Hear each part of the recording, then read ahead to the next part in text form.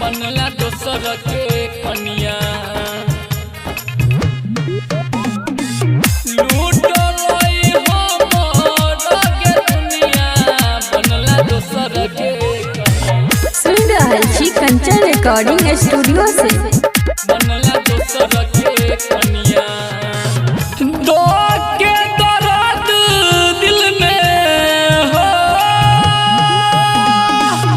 दो के दर्द दिल में गेला गे रनिया बन के दोसर के कनिया हो बन के दोसर के कनिया लूटलई हमर गे दुनिया बनला दोसर के कनिया लूटलई हमर गे दुनिया बनला दोसर के कनिया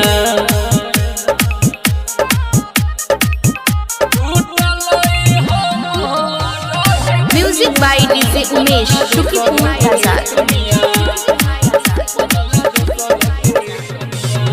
तोरे चलते लूटी गेलई दुनिया हमार के तोरा तो मिली गेलो सैया जी के प्यार गे सैया जी के प्यार गे तोरे चलते लूटी गेलई दुनिया हमार गे तोरा तो मिली गेलो सैया जी के प्यार गे सैया जी के प्यार गे मार के ठोकर देला आँखिया में पनिया बनला दोसर के कनिया बनला दोसर के कनिया लूटलई हमर गे दुनिया बनला दोसर के कनिया लूटलई हमर गे दुनिया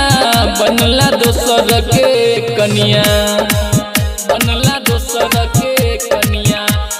सुन रहल छी कंचन रिकॉर्डिंग स्टूडियो से। म्यूजिक बाय डीजे उमेश शुक्रिया बाजार।